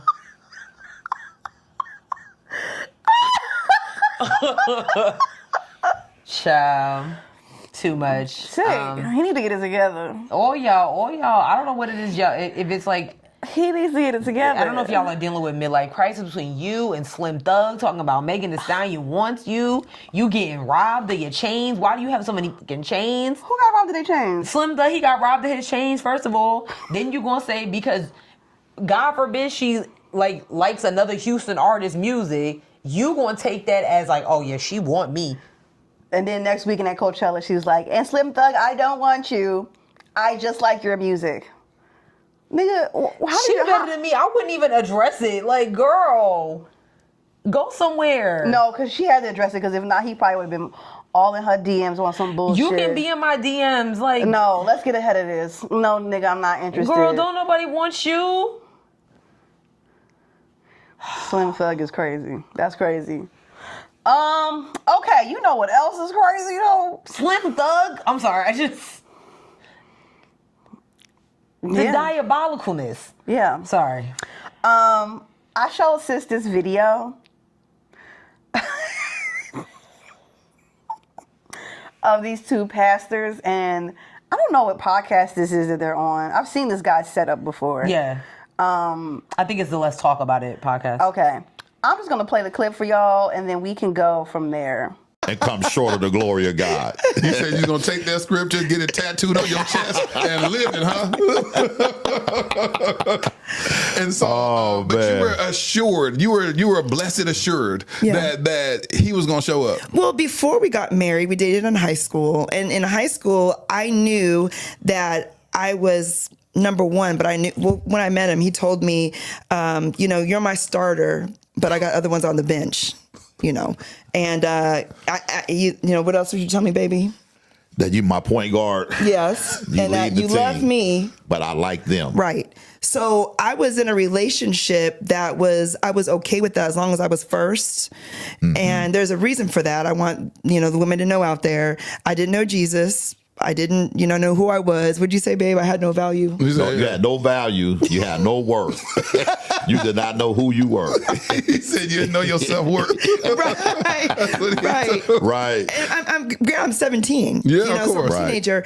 And I was preconditioned to think this way because my mother divorced my father for infidelity. And I'd always thought if you could just forgive him, our family would stay together. Oh, that's deep. So that was not a deal breaker for me, as long as I knew about it. Now, he knows if I found out about it, we'd have a problem. But if he told you in advance, you'll be okay. Yeah. So if he said, hey, listen, tomorrow I got this little shorty lined up. I'm going to go run through and I'm going to smash it. I'll see you the next day. Well, he would never say that. It was usually after the fact. Yeah. Hey, I had a hiccup last night. Just heads up. Yeah. A hiccup. You were saying after the fact? Right. As long as he confessed prior from you finding out, you said that's cool. Yeah. That's okay. In fact, before he married me, he's like, I don't know if I'll ever be faithful. And I said, that's okay. So I walked down the aisle knowing I was marrying his worst, meaning that if he were to do something, the worst would be him stepping out. And then in your marriage, were y'all faced with that? Yes. Absolutely. How soon? Oh, from the gate. Yeah. I came from, my dad had 10 kids by 6 different women. Mm-hmm. Wow. So I have 6 brothers, and all of us, just kind of womanizers, if you will. Yeah. Exodus 20 verse 5 talks about how the sins of your forefathers will visit you. Well, I'm telling you, them demons visited me for real. And so, even my dad, who was in my life for 48 years until he transitioned, he always told me that would be a struggle because that was his struggle. Right. And it was my brothers who are older than.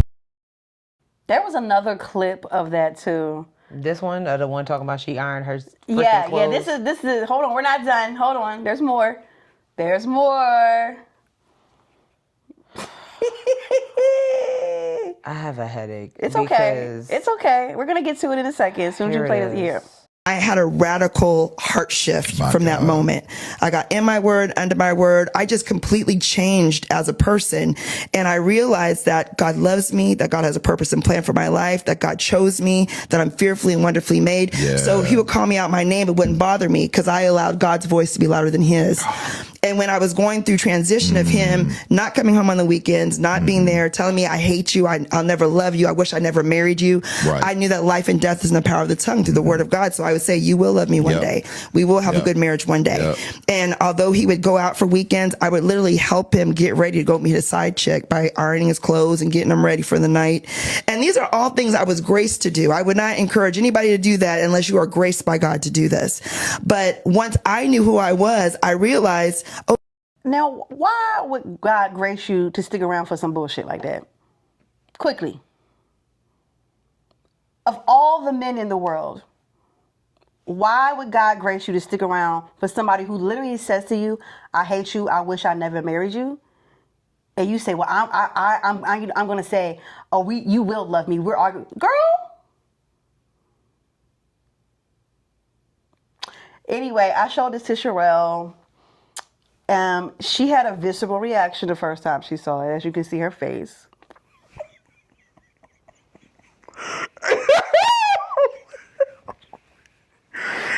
As you can see her face. So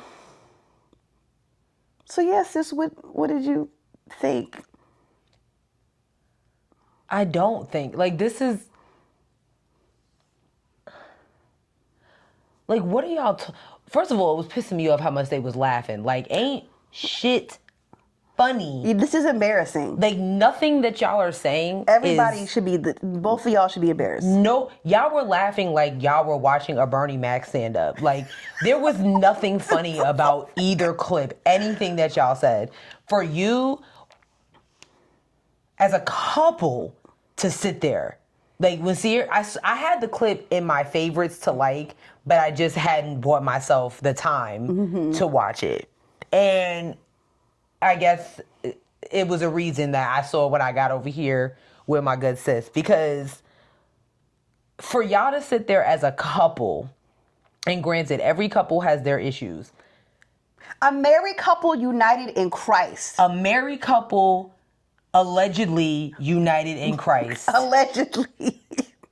I'm going to use my writer skills because I have to allegedly. And for you, as a woman of God, seemingly, you're saying that God allowed you, permitted you to go through that type of nonsense since high school? And you're going to claim that it's because you didn't know God? So then once you knew God, you're telling me that you knew him, meaning he knew you, and he's known you from the beginning, that he allowed you to stay in unison with this man while you watched him, listened to him, disrespect and berate you on numerous levels. Again, everybody has their flaws. Nobody is walking around here perfect, and every couple has their thing. But for you to say candidly, this man told me, I hate you, I wish I never married you. And then for her to be like, what you tell me, babe? I ain't know my worth. They were cracking up like, what you tell me, babe? You know, she wasn't worth nothing. I had to work on her. She wasn't worth nothing. And that's how he got you? Hello? By telling you that you didn't know your worth? Hello? And you've been dealing with that since 16? That's crazy. You've been dealing with, and I don't know if they have children. That pissed me off too. For you to say it was indoctrinated in you because your father cheated on your mother. That is the complete opposite of what your mother was trying to indoctrinate you with. Your mother said, absolutely not. You cannot trick me. You gotta go. But you saw that as a sign when that happens to me, I'm gonna stick beside him. What? And she said, she always, if they would have just stayed together, they would have had a happy family. Detriment to your mother, though. Detriment to your mother, though. Like, your mother would have had to suffer so that you guys could present as a happy unit. And this man gonna sit here and blame his father's demons for the way that he acts. Yes. You know what? I don't know Exodus from chapter 1 to the end. Yeah. I don't know it, so I'm not going to sit here and even. I was telling sis, I am very selective with who I listen to when it comes to persons of God. I'm very selective of who I listen to, who I let pray over me, and who I let speak over my life, because I'll be damned if these are the people that are telling me and my husband or anybody else that that's okay. Because what you're saying on podcast and platforms like this is that you can go through all that and still have this. And that's dangerous. It's like a drug commercial that lists all the side effects. Take this drug to feel better, but you might have insomnia. You might have stomach cancer. You might poop on yourself. Diarrhea. Yeah, like... I'm confused. So do I take it or not? This is one of the most diabolical things I've ever heard in my life. And I've watched the Pop the Balloon shows.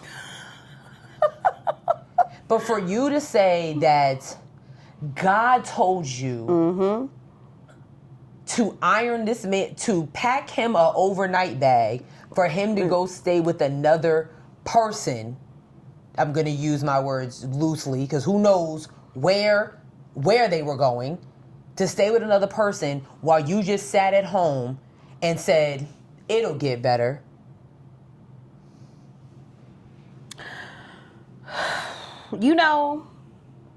I find this interview to be interesting and airing at a certain time where we've been talking about how the government is even trying to use religion to control women. And then... Girl. Can I go? I want to leave. and then, like, we and I'm just saying, like, think about how, they're trying to take away abortion rights and, the rights for married women to vote and things like that. And here you have, and then you have this woman on this show saying how she endured all of this bullshit to be with this man. And I think they have a pretty big church, and that's fine. They have a pretty big church. One man. They have this pretty big church. They got a congregation and everything. She endured all of this because she said that God told her that to endure, basically. No. And I don't agree with that. Like, I don't think God told you that. Like, there's no way. There's no way. And I find it very dangerous. Not my God that rose 3 days later. No way possible. Right. I find this interview very dangerous, and obviously millions of people have seen it at this point. I think put into the wrong hands, it doesn't help our case of making sure that we are producing strong women who know how to discern for themselves in relationships when they need to stay or when they need to go. Because I feel like putting all of that on God and religion is crazy. And I feel like at some point you have to take responsibility and say, I was being goofy. I mean, grand opening, grand closing, because I right? There's no way. I'm sorry. I just can't believe, and I don't, and I won't believe that God told you to stay with this man since you were 16 years old. That was your choice. That was your choice. That was your choice. Because you do have free will. Okay? Right.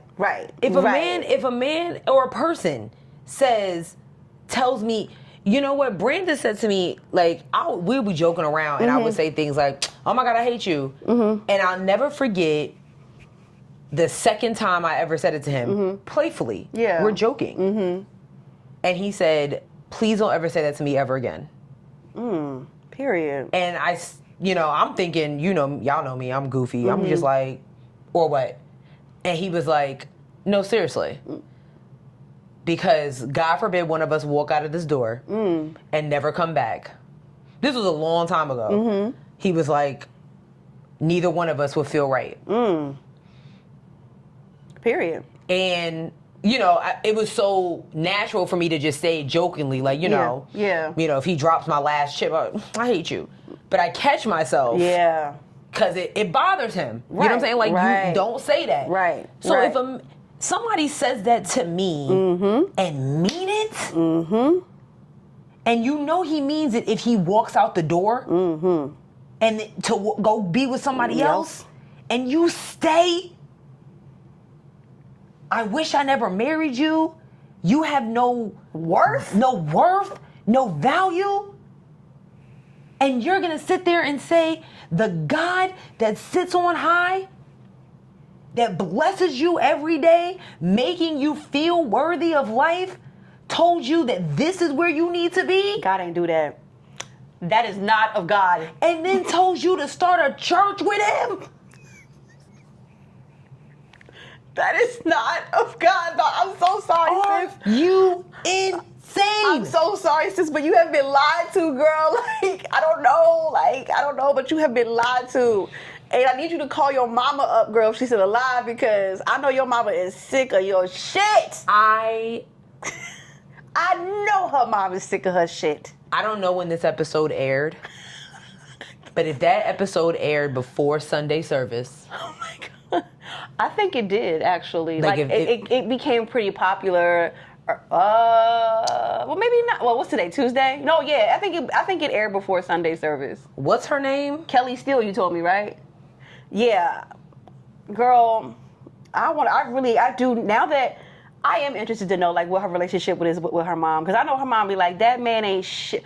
I know if her mother left her father because her father wasn't doing right, I know her mom probably was sitting back like, my daughter is she's being a fucking clown running after this man.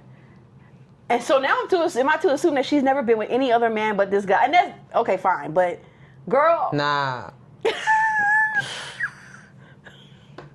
Girl, stand up.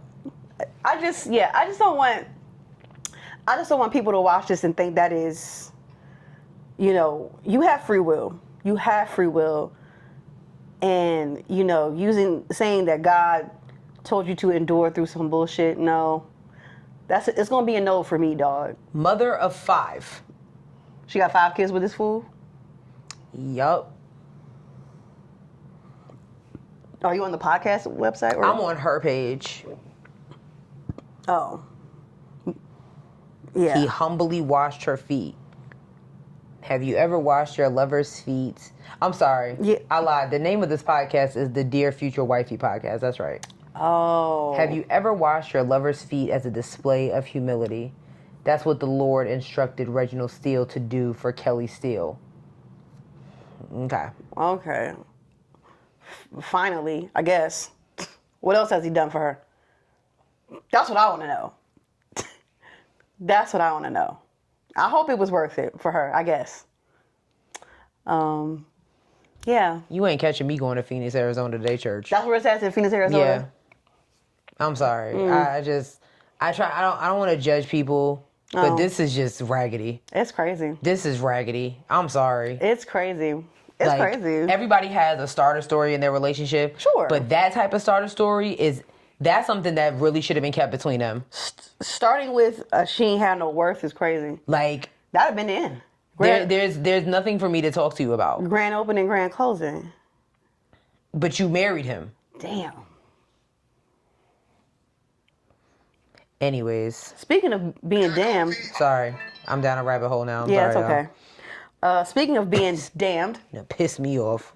Last thing on the list. Sinners. Sinners. Directed by Ryan Coogler. Starring Michael B. Jordan in his best acting role. There, I'm saying it, in his best acting role yet. I'm highly impressed. Highly, highly, highly impressed. Welcome. Welcome. I did see it. I ain't gonna lie. Okay, I did also really like him as Killmonger in the first Black Panther. I thought, again, he really did have it down. But this time, like, I'm very impressed with how he displayed both twins. It was two of them. It was two. Like, that's why I said I'm very impressed. Like, I ain't gonna lie to you. I had my reservations because I don't think he's that great of an actor. But he proved me wrong. The twins do feel like two significantly different characters. So shout out to you, Michael B. Jordan. Yes, shout outs to you. I'm gonna try not to spoil it because my mom's gonna listen to this and she hasn't seen it yet. Oh, Miss Stephanie. I know. I've been yelling at her. But it literally has only been out for 5 days. Well, a week. Yeah, it's only been out for a week. And it was a holiday weekend, so a lot of people was like, do I want to go praise the Lord and then go see Sinners? You can do both. I understand. You can do both. You can, but I get that you didn't. Just find out a way. That lady from last segment found a way to stay with that man.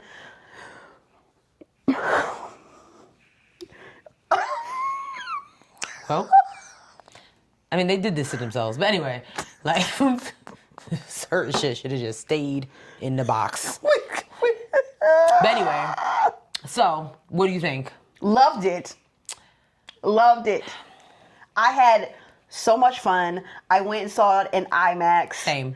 And I was telling Sherelle, Ryan Coogler actually brought back a couple of his homies from Black Panther to do it. Ruth Carter did the wardrobe. Oh, well, that checks out. Yes, Ruth Carter did the wardrobe. And then Ludwig Göransson, the guy who did the music for Black Panther and Wakanda Forever, also did the music. Oh, I didn't know that he did that for... Okay, nice. Also did the music for... Sinners. And it is... Honestly, seeing it in IMAX with that music... And the movement. Oh my gosh. So well done. Excellently shot. Very beautiful. And you know what? I'll say it. This is DEI. Oh. This is DEI because we have a diverse cast, but not only that, we have a diverse crew. Oh my gosh. Yeah. Very much DEI. I loved every single minute of it. I know some people are like, is this going to be an Oscar conversations? I do believe so. I do hope that Ryan Coogler gets nominated for Best Director. I do hope whoever did the makeup for this movie is in the conversation, as well as the cinematography and the music. Just everything. The movie was just hands down. Right. Was so freaking good. There is very much a historical context to the movie. For those who and this is why Black movie telling is so important. Because they're trying to take away our stories in schools. They're trying to even eliminate how we tell different stories on screen. Yep. But having collaborative efforts like Ryan Coogler's and Michael B. Jordan's is groundbreaking in itself. Because what I'm seeing is Spike Lee and Samuel L. Jackson again. Oh, for sure. For sure. But this type of movie to pay homage to the past and tell stories, 3 things. Paying homage to the past, telling stories that are hidden. Yes. And pay homage to the future is mind-boggling. There's a lot of undercurrent things that he has aligned in the script. I don't think we talked about this, but you've heard of Robert Johnson, the guy, the guitarist who, the old story myth, I don't know if it's a myth or not, is that he went to the crossroads and sold his soul to the devil so that he could become a better guitar player. And so there are undercurrents also of that in the movie as well. Oh, because of the train station. Yeah, so like there's Delroy Lindo. Yeah. Oh, can we talk about? We've talked about Delroy Lindo several times. We do. This is a Delroy Lindo stan account. We love Delroy Lindo, and this. If you are not hip to Delroy Lindo, I don't know where you've been, but this. Sis, I ain't gonna even lie. I didn't even know he was in the movie until he popped up on the screen. Oh, really? I didn't have any idea. Oh, okay. And I got a little emotional because, one, I feel like he's very much, I don't even know if underrated is the correct word, but Delroy Lindo is a true thespian. Delroy Lindo, Omar Miller, who also was in the movie. Like, yes. There's so, I agree. Yes. And I feel like the way, like, I don't think we've ever seen Delroy Lindo in this way, act in this way. And it was really refreshing for him to see him as comedic relief. Right? Yeah. Yes. You know what I'm saying?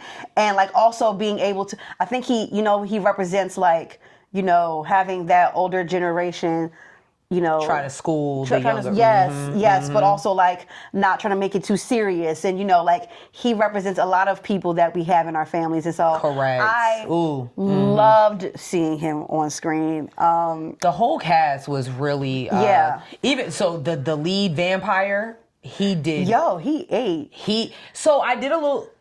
Yeah. I did a little digging on the cast and just certain things. So he went through a really, really hard time. I'm drawing a blank on his name, but the lead vampire. Right. He went through a really rough time a while ago when his father passed away, which caused him to have, he was like he said he partied for like 7 years straight. So he kind of got this reputation because first of all, he's British, I believe. Yeah. Let me find his name. He got kind of had a reputation of being a bad boy and all that type of stuff, but he used it for his advantage in acting. Yeah. So basically he knows how to play a villain and he knows how to play it well. Yeah. And then he actually credits Angelina Jolie. He worked with her on a movie as kind of like an intervention. Jack O'Connell. So I thought that was very interesting because he played a villain so well. Yeah. The scene of him just looking. Yeah. Oh my God. We're okay. Let me ask you this. Were there parts of the movie where you were actually scared? Yes. Okay. Not like but like like spooky, crazy, scary, spooky, hilarious. I wouldn't call this movie scary. It's definitely jumpy. Oh yeah. I mean, from the jump, like in the beginning, certain scenes, like my mom did scream. We had 3 minutes in. She was like, sorry. I was like, whatever. Oh God. So it's a jumpy film, but other than that, I mean, if you grew up watching vampires, this is just. If if their goriness was at a 10, this might be like a 12. Yeah. But if you know your history, if you know your Black history, especially of Mississippi, during those eras, there's certain elements of the film that you'll understand. There's certain elements of the film that you're like that's gonna cause you to go down a deep hole. Sure. You're gonna want to do your research. Like for me, my research is Asians. Cause I knew that they were in the film, but I didn't know the connotation. I didn't know the movie was being placed in Mississippi. So like when they appeared on the screen, I was like, when is this just we want to include? No. Do we want to be inclusive? But come to find out, no. They really did. This was a thing. Yeah, and like I love I've been on threads talking to people about this and how like in the movie you see how they operate between white and Black society. Yeah. And how they're able to move about it. Like even just thinking about her crossing the street, thinking about the mom crossing the street from the white grocery store to the Black grocery store. How women have been able to go over there. Right. So like there's all kinds of small nuances that point back to historical pieces that are so important. But I did want to talk about the deal that Ryan Coogler cut with the studio that got the people talking. Variety. Okay, so rude. Hey, there's this slide I found. It tells you like how Hollywood typically works. So first it says when a Hollywood studio buys a film, they typically get full creative control, make their money back before any residuals or profits are paid out to the director, cast, and own it in perpetuity, so they can continue to distribute it and make money from it years after release. Damn. How Coogler's deal works. Much like an independent artist looking for a distributor, Coogler flipped this model, retaining final cut, creative control, received first dollar gross, makes money before the studio recoups, and most importantly, will have ownership of the film reverted to him after 25 years. When some A-list directors are able to retain final cut, reverting ownership of a film is uncommon.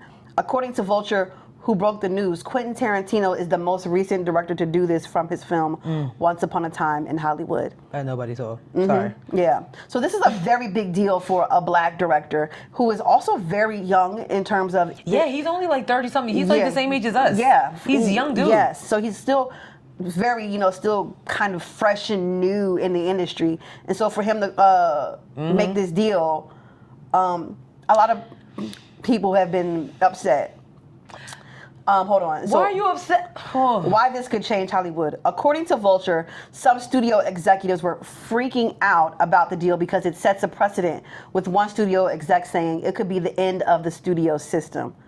While Coogler has said he sees this as a one-off deal because of Center's focus on themes of ownership for black artists, this is yet another important step in the quest for independence across all creative disciplines, whether you're making music or movies. So y'all mad because they want to keep a monopoly on. He's setting a precedent, and you're damn right. You're gonna have a bunch of directors that are gonna come to you and be like, this is what needs to happen. And in my opinion, it should happen. This is why y'all put out these shitty ass movies and think y'all gonna get a whole bunch of money off of them. You don't even have the passion behind it. None. Y'all making remake after remake. Just remake after. The whole film industry right now is scary movies. It's boring as fuck. But it's been like a whole year, but Sinners comes out? Yeah. Yeah. And it's a whole different ball game. And like, you shouldn't be afraid of change. Like all Ryan Coogler's deal is saying is that you need to pay the people responsible for making you money. Yeah. Yes, y'all the studio, but there would be no Sinners without a director. There'd be no Sinners without writers. There'll be no Sinners without actors, production crew, costume design. Like, come on. Yeah. All they're asking is for you to for them to get paid. So the fact that he gets paid first, banging. And to me, love that for him. Isn't that keeping him happy so that he can make more other high-grossing movies? But yet y'all see it as a problem. And I think this is one of the highest grossing horror films to debut on Easter weekend ever. Or something like highest, like one or two, I can't remember. I think the last time I checked, it passed 72 million. That was just on Monday. Yeah. So who's to say? And like, we're all planning to go see it again. I might, I might go 2, 3 more times. I even got the little souvenir bucket. I got the bucket of popcorn and the cup. Dang, that was was this the AMC theater? Regal. My Regal didn't have one. Yeah. Raggedy ass Regal. I got the I got the smoke. Wait, I got the Stax one. Yeah. In the cup because it was red and blue. And even I was like, yeah. Why is there? Because I was like, is there a difference? Yeah, there is. And the girl was like, yes. But you got to see the movie. And I was like, okay, fine. Right. Then I got it. So you know what I'm saying? It's just.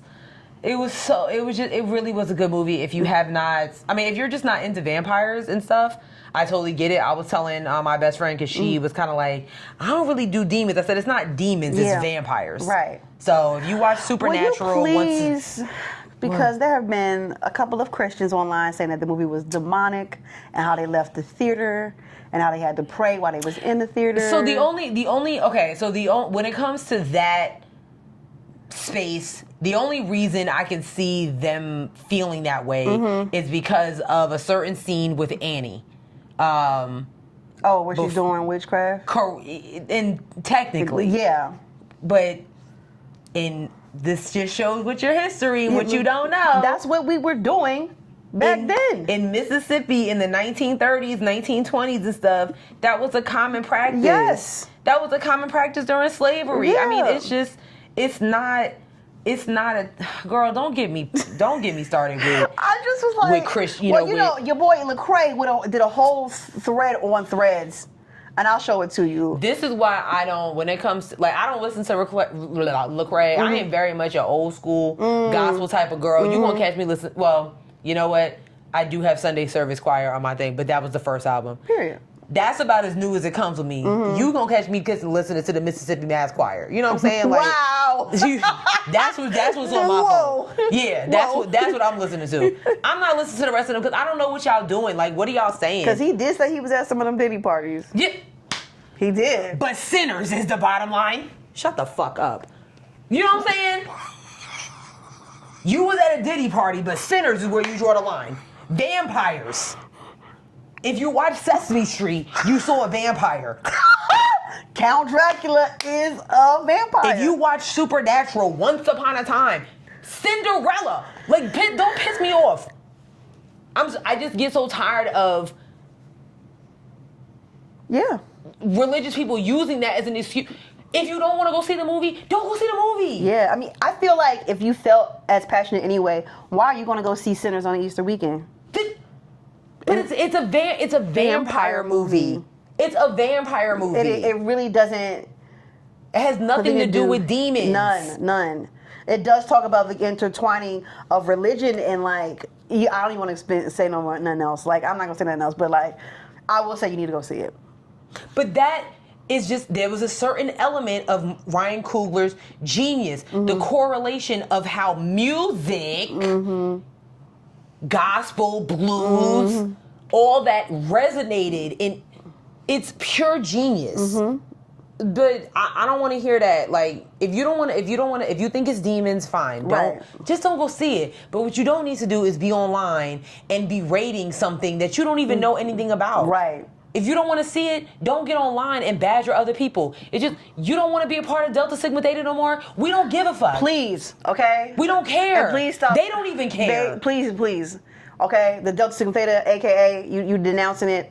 Listen, you crossed in private, denounce in private. Right. Please. What happened to discretion? They're going out the window now. So, I mean, enough. Please, I really, every time, I'm like, how do I keep getting how these videos keep popping up on my page? Girl. Like, why is my timeline so messy? I want to talk about why I'm no longer a member of Zeta Phi Beta. But nobody asked you. Just like nobody asked you your opinion about why you shouldn't go see Sinners. Right. What the fuck is going on here? Good, googa mooga. But you at a Diddy party. Anyways. All right, let's wrap this up. We're hitting at 1 hour and 52 minutes. Let's see if y'all got any reviews for us. Oh my God, I don't like this part of the show. Why don't you like this part of the show? Because I'm holding our listeners accountable? No. Yeah. I mean, but what I'm saying is... Yeah, no, there's no new review on Well, let's see if there's one on YouTube. I doubt it. There might be. You let me know. Can you just settle down? I'm settled. I'm very settled. I'm settled and I'm nesting here in the chair. I'm so settled in this chair where I'm sitting. So settled in the chair that I've settled. I'm a settler, just like the colonizers. I've settled here on this land. I've settled. AJ did say Sierra needs to chill with all them review threats. Be easy. We already stressed out. Relax, queen. No, I feel like... That's what she said. I feel like, me threatening y'all helps you all out. I feel like I'm just trying to make y'all better people. And y'all refuse to be that because you guys keep refusing to leave reviews. And I'm sick of it. Let me find out we got some sinners in the crowd. Damn. Yeah, y'all not even reviewing the show. Oh my God. You just watching and listening. Oh my God. Not even telling us nothing like, oh, you doing a good job, fam. Nothing. Y'all turning y'all backs when it's like all the natives in the sinners. They went to them people's house and was like, you know what? You got it. No facts. They was like, all right, y'all be easy, fam, and dipped. And that was the last time we saw the natives. I loved it. I did too. I loved it. It was like, okay. Y'all want to deal with it? Deal with it. Yeah, no, you on your own. I just want to preference. I want to show y'all how my mom watched the movie Sinners the whole time in the movie theater. Oh my God. This is her jacket. Okay. She had a jean jacket. I'm talking from when we first met the first character. This is her the whole time. Because the first 45 minutes wasn't maybe less than that. Wasn't that no. She just has this thing it is a jumpy film. So she was like this the whole time. So as soon as the first thing happened, it was like playing dodgeball with somebody. Like, oh my gosh, I was cracking up. But that's her watching anything. So I can't wait to see it again. Now we gotta go see. We're on a scary movie binge. Yes, we're gonna go see Final Destination. What is it? 6? I think so. I can't keep up. I'm a little stressed out about that. It's gonna be fine. I don't know. It's gonna be fine. They played the trailer in the movies of Sinners. I was like, they didn't play the trailer in my theater. Girl, it's so many scary movies coming out, and that was one of them. I was like, I do not understand the trailer for Jordan Peele's new movie. I'm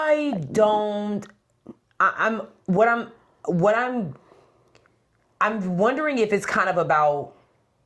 This is what I'm gathering from the trailer. Okay. I feel like it has something to do with how people not sell their souls for fame. Oh. But that's kind of with Marlon Wayne saying like, what are you willing to sacrifice? Yeah. So I kind of feel like it's a little bit of a taking on the world of the Illuminati, give and take, or, you know, what happens when you reach that level of stardom and fame. Yeah. That's what I'm starting to think. And I think and this is just me giving a unprecedented op-ed, a verbal op-ed. I'm thinking the title of the film, Him, and the way that he is standing with his arms out, it is kind of like come to me. And when you talk about God and when you're in a writing contest, it's always capitalized as him or he. Yeah. So that's what I'm getting. I'm gonna go see it. I don't know if I'm gonna see. I'll see the movies. I will support. I'm gonna see black directors. Yeah. I just don't know. I thought it was going to either be maybe like a CTE situation because of the headshot.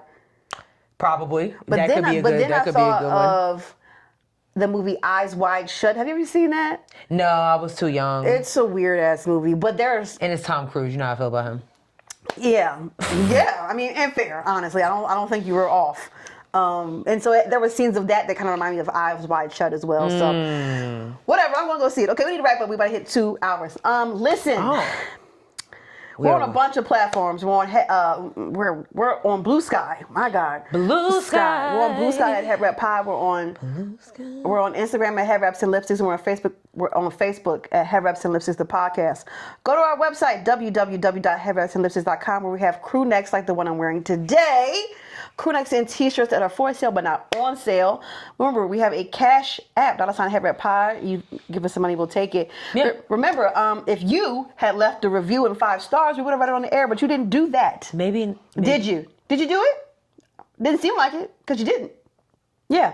And lastly, we're on a bunch of streaming platforms: Spotify, SoundCloud, Google Play, Apple Podcasts, iHeartRadio, YouTube, TikTok, and Facebook. Facebookington. Yeah. Sis, what's your joke? I do not have a joke this week. Because ain't nobody left a review. That's real. Oh, yeah. Sure. Yeah. Yeah. I'll blame y'all. I don't believe you. I don't believe that's the reason why. I just don't have one this week. They don't deserve one. And we had a lot that we talked about. We did. This is damn near a 2-hour episode. And this is not like us, but we got crazy people talking about I hate you and all that stuff like that. Yeah, like, it had to be discussed. There's women out here blaming God for staying with a man for 30 years. That's crazy. Exactly. Whistleblowers at DOGE. We had shit to talk about. Yeah. So. Yeah. With that being said, we'll see y'all next week. Peace. Bye.